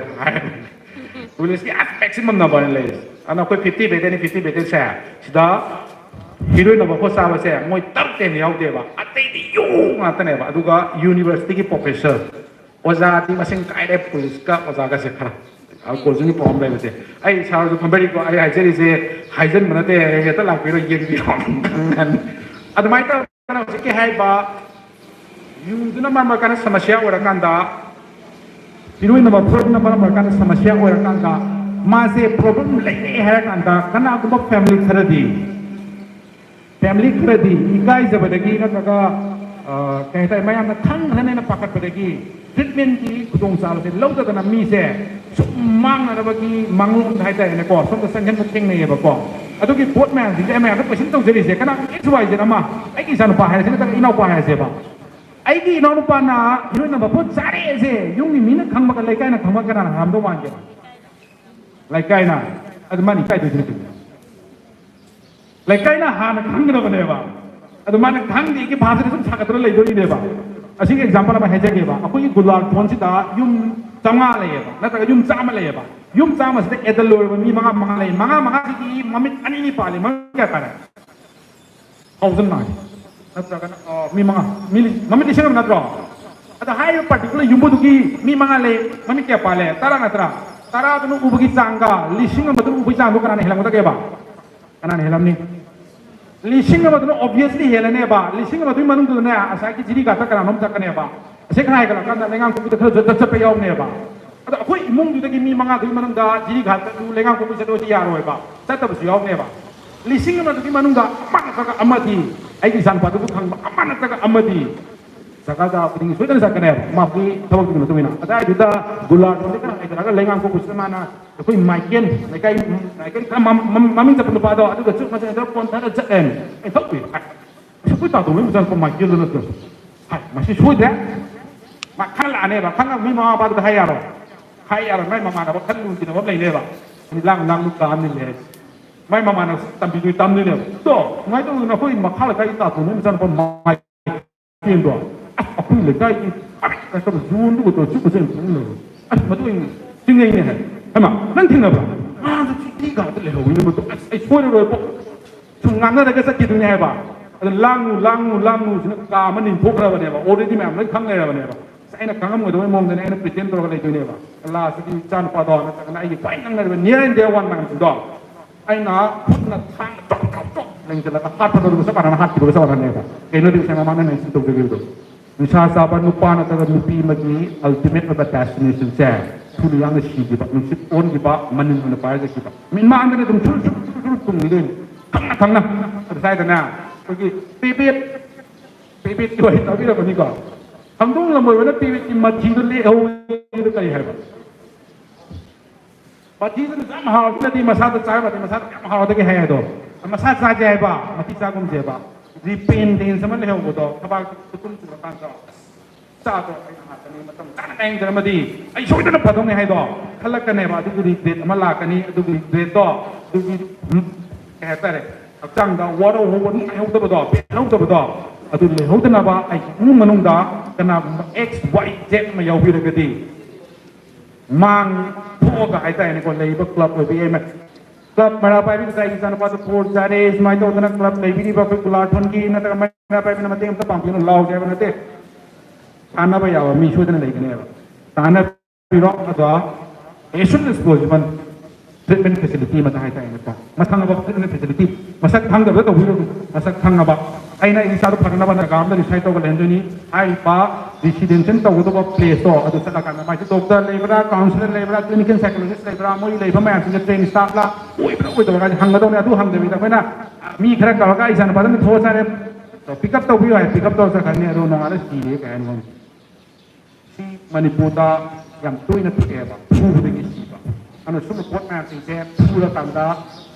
ikai lah karena pada dapat itu hai pot man sing saya Manipur le lampa pressure group memang Manipur le lampa even Manipur sendiri group mana bawa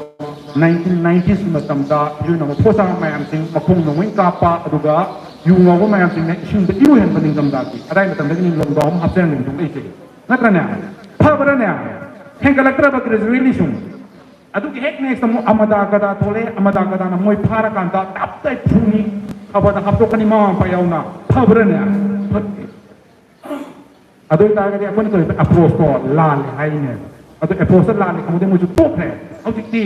sa polo ni matungina mangan pingping na kun matungina isan pama mata kana kana gumba ai ki padi nang nama mi man sa lu samasya dai la gadi ta pena phang ko mi kup ta hai tai na ko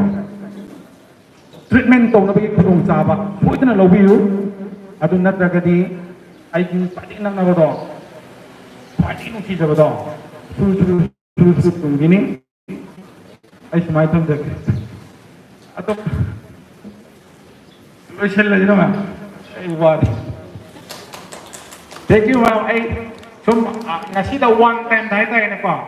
punna tong kuti yaroy ato sumay na tong na bagi kudung saba Lai na kadi simbiro ay impal de la pani ibong la pani adu da ay jero ay din nak sake ay pura dedication tau la bani si pir de sa ticket high तो बिना तो बिना लाख में तो programme में सी खत्ता दिन तो माने तो पता जगह जगह सु नित में तो वो माने तो सु तुम सारा का दी मैं आपसे लाख व्यू जाओ भी होना ये अच्छी लोग का लोग का इनवाइट तो गए thank you ma'am thank you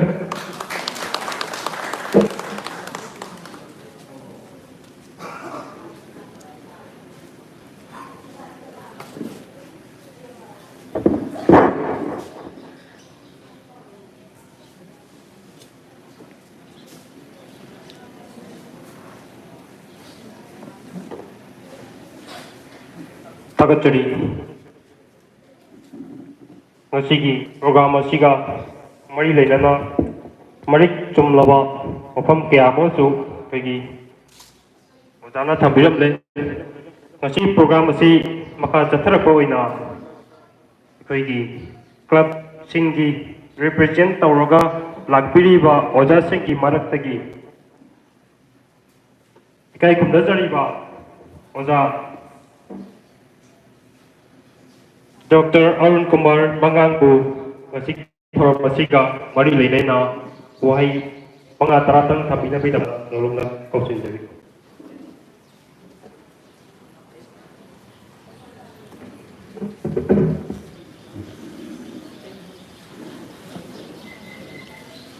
One day drug awareness program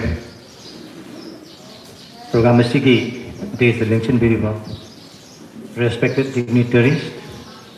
including SP and Wiki Temayanaki,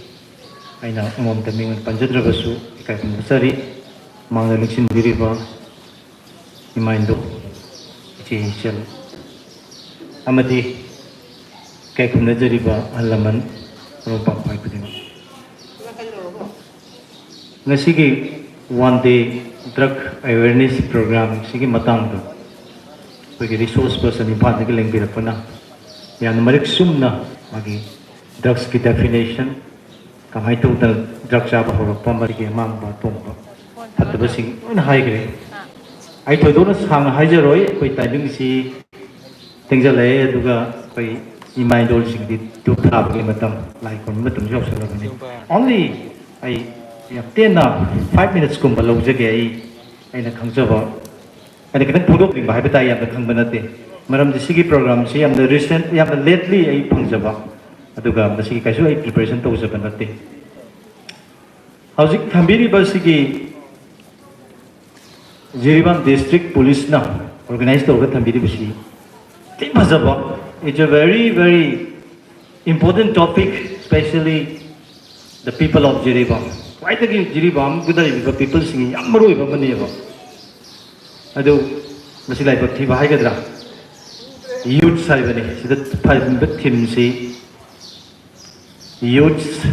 make the change saya ni. Youth na change apa ke pura pak, kerana change no, pat apa change nanti, apa betul pura change tu ni, ahong betul ni. The youth saya nak kau ni benda ni si, masa heavy ramai tu ni. Kau ni cahaya si teenage lagi, teenage means 13 lagi horaga. Early adult stage bau pada cing bersing koi na youth sana lawi, hai ber youth sing dua koi na maru ina makoi ta aware pinning bedu, adu ki resource person sing na pivi dengan koni soal na adu unluckily bedu makti youth ki gathering dua made koi phangdre masih it's very unfortunate for us. Adu kesukai de alaman kerling sendiri, imain kerling sendiri, maduna muka अखोगी मखाता बसिंग aware तो बिरकांदा अखोगी society सी अखोगी हाइबिरिबा अखोगी ड्रग फ्री कम्युनिटी ड्रग लाइतबा निसाचादब कम्युनिटी ओइसी एनस यामना फचबा अखोगी द पर्पस अमग थंबिरि से बसि मयाम वन टॉक्सी मयाम फजना यंगबिरो बसि नैनरकान सोय थोकनी ड्रग्स हाइना अखोगी ड्रग्स हाइजे कोइ समजन निसा चाबा हाइबने आई यामना पाक्सन यंगजरोय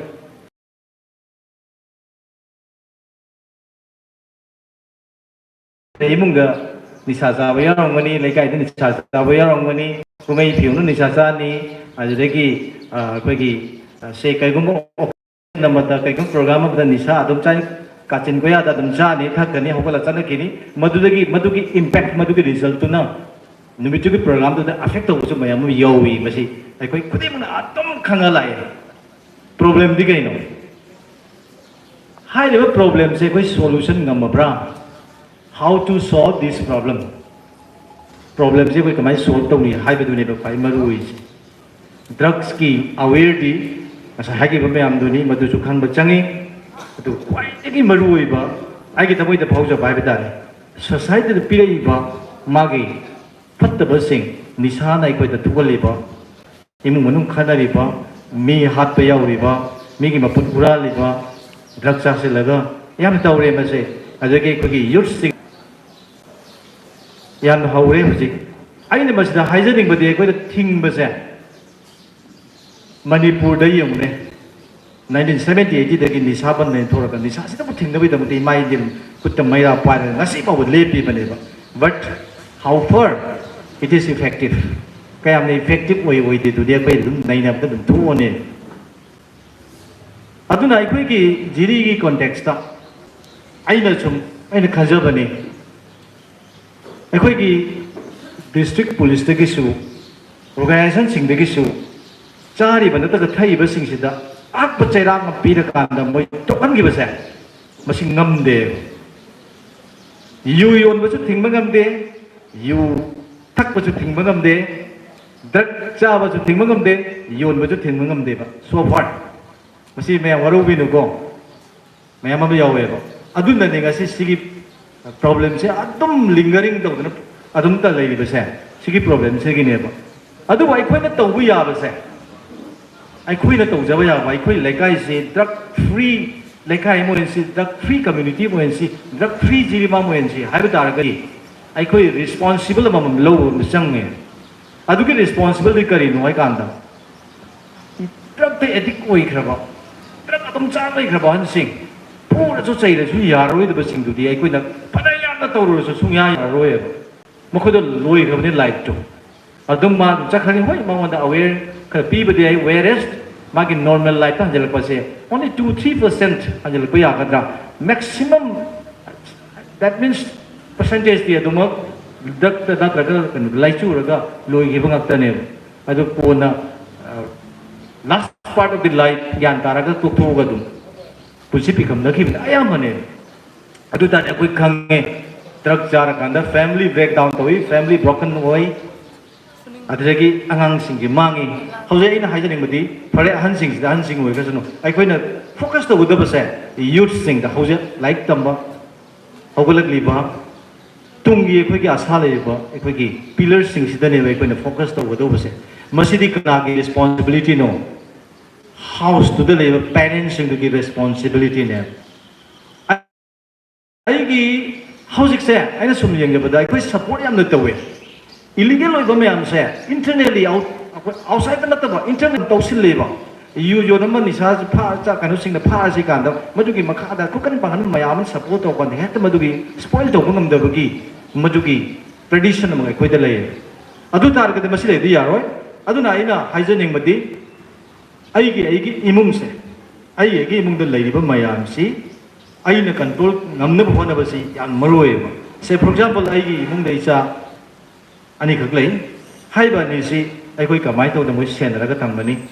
drug kamai na pijaroi ni sa kamai na pijaroi lai lai su da thawai ya hon ga ni society gi da kamai na gyan tan ga ne ba se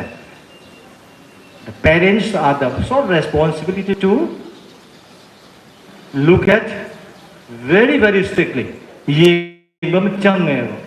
otherwise like ani yeng ba jar ma yeng ba ya ro ai gi mi dwai na sem ga di chuni ya ne ba aduna ai gi imung da gi ai gi lai kai da gi ai gi mi sing wan sen ra kan da di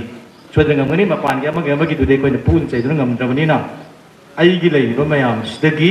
ai gi lai ba gi family du de gi na control to ra kan da pi ngai de ho na ma ko ma khong som bi ta na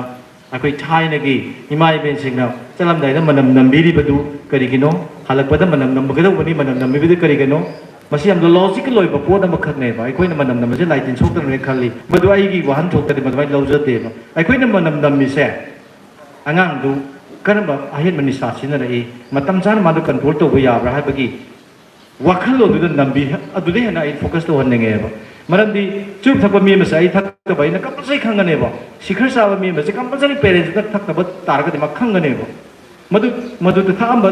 oitar ga da sum khangoi ba parents sing su ai gi sai gi generation phan ge tar di ai su stop to om sange sigi consciousness e koi punna lam me matung matam da ai koi gi ngasi gi problem lai ba drug ki problems na koi gi community ki kunai si sum jar bu kunai mo ri ba sa ai koi gi consciousness hai watching na tan di ai gi wakan da di so far my knowledge is concerned we should have the consciousness self consciousness isa si yam gyan ta na ai gi family je sem na hona ra ba adu ra ga di so ida na koi di nisha si de gi kan mang am society ma mang gi mang kre lai ba posi ko na kalhau na ba laina ji sang da na ba masi honan jane gi adai ge sai mi manga ta ja mani sang do khma le masi hajar kan da ngasi gi one day drug awareness program ma sina ai koi Jiribam da lejari bai koi lakjari bai koi khara sitana ngasi gi gyan ji le ra kan da ngasi hai ba nu gi sidagi ai gi laikai da lai bai ai chai su sigdi ai koi punna control to minasi aduga masing am matum da ai koi punsa la kan da ai koi na bu mana ra badi laikai da problem am se koi solution to botam tang ngam ni ai bo tam jaraga ai koi drug free Jiribam mu imin da sai bo pom tam jaraga te chi jaga thank you once again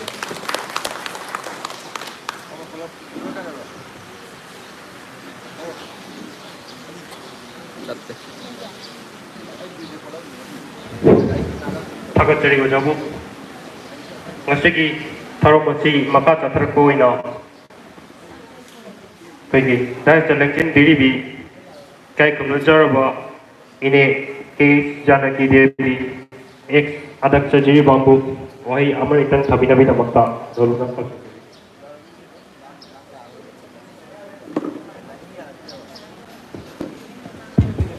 sang nang rồi mày ham suy nó quan rồi ta xem nó chung cái program gì xin mà tầm đó coi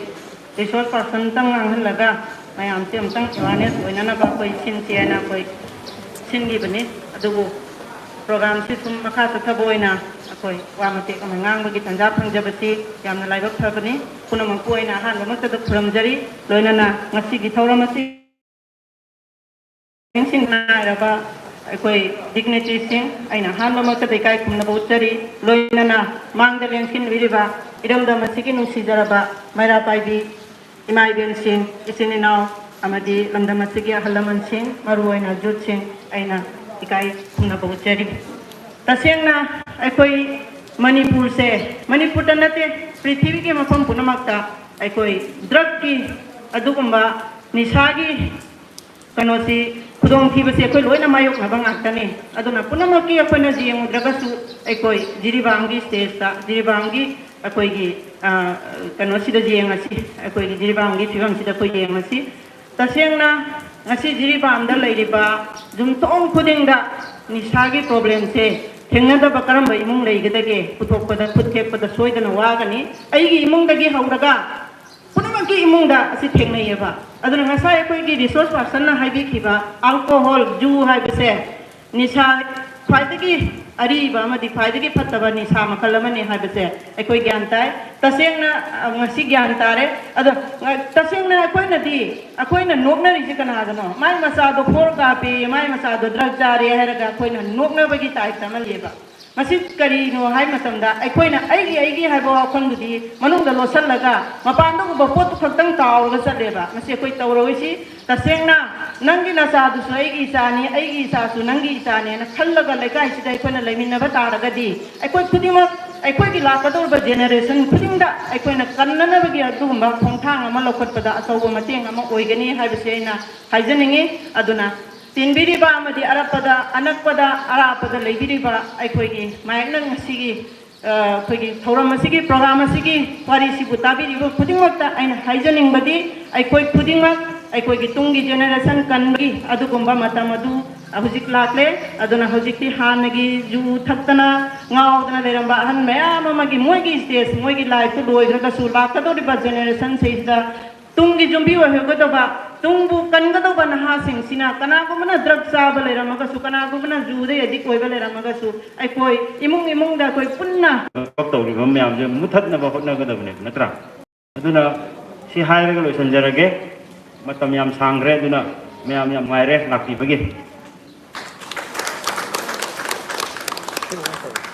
Disiplinnya kamu jangan malah Thank you, sir. Sige, tharo masin, norak pagay roy na na. Board of Thanks.